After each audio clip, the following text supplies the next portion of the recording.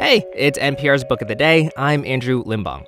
Belinda Huijuan Tang's debut novel, A Map for the Missing, follows a character whose story closely follows Tang's own father. It bounces back and forth between the 90s in the US and the Cultural Revolution in China in the 70s.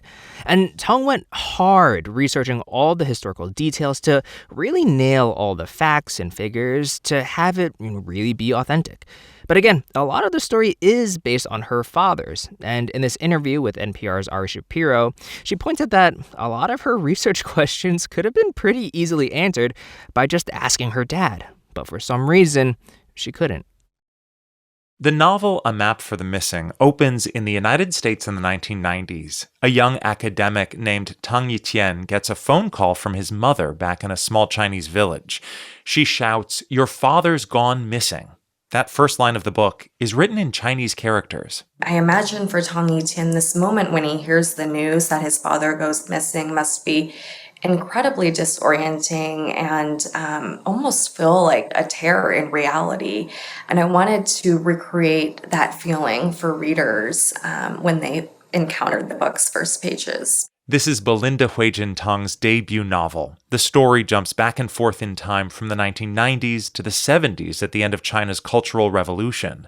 It was a time of upheaval, especially in rural areas like the village where her main character and her own father grew up.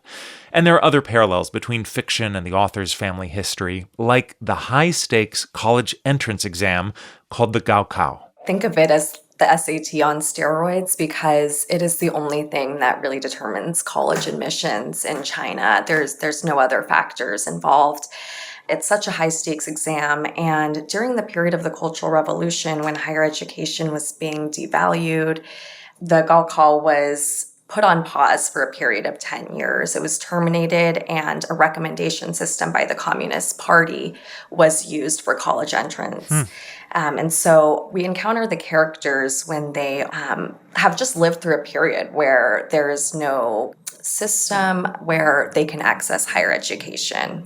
But that class, the 1977 Gaokao class, as it's known, is extremely famous in all of China. You can trace so many of today's biggest politicians, writers, people in entertainment, people in universities back to that class, because basically what you had was the most talented, smartest people in the country who had not been able to access college for 10 years, suddenly all competing for a certain amount of spots. And so it just has such lore around it. You write in the novel that 6 million people were competing for 200,000 spots that year. Is that a real number? Is that accurate? That is a real number. And because of that, we see when Tang Yitian passes, that's something that is seen not only as a big event for him, but something that his entire community sees as an almost historical event. Why did you want to zero in on this moment in Chinese history for your debut novel?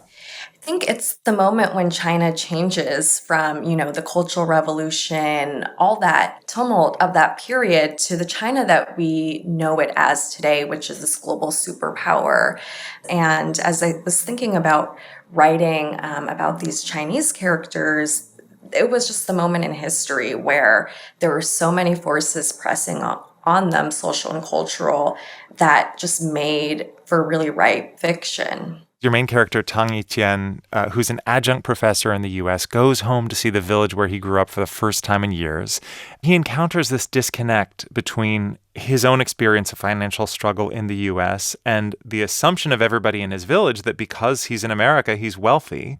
I know your father grew up in China and came to the United States for graduate school where he got his doctorate degree. Was this something that he experienced too?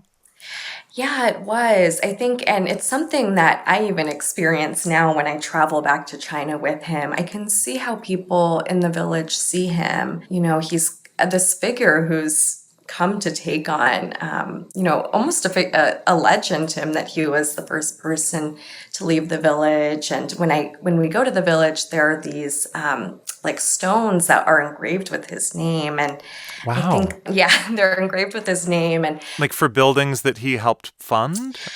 He donated some money, but it's also just part of this is the history of our village and people who are kind of famous and well known that have left our village. And so he has this lore to him in the village, and that's so different than the way I know him, which is just, as a pretty ordinary middle class person growing up in the US. We certainly had our struggles, and it's amazing to me to see the gap between my knowledge of him and how people in his village view him. Have your parents read the book? I'm curious what kinds of conversations it may have sparked. My dad read the book. I asked him to read the book after I'd sold it, mostly as almost a fact-checking exercise. Sure, I'd had so many nerves about showing him this book, and it felt almost like something I was doing in secret for a couple years. And it was just funny because here I had for many years, like the best primary source about the book. And I was afraid to just ask him. And I would spend hours doing research that could have been really easily asked and answered if I just reached out to him. So when I finally showed him the book, I was so nervous, but I also felt like it was something I absolutely had to do. I felt I couldn't let this book go out into the world without having showed it to him. And we did have a couple long conversations about facts in the book, and he would tell me stuff that I got wrong and I got right. And then at the very end of our last phone call, he said, and I think you should change the ending because it made me cry too much and it was too sad. And then after that, he just hung up the phone and we never talked about it again. And you didn't change the ending?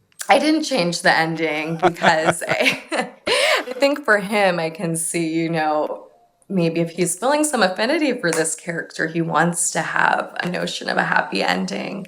Of course. That for me as a writer, I don't think it would serve the characters or the story I'm trying to tell to give to them. I'm just fascinated by the idea of you going to these great lengths to do research, to answer questions that you could have called your father for an answer to.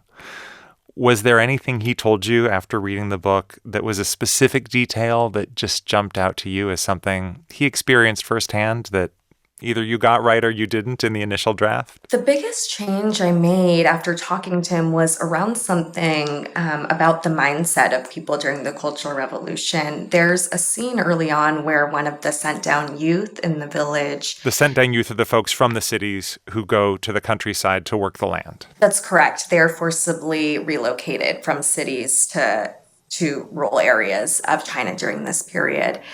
One of the sent-down youth commits an act of self-harm.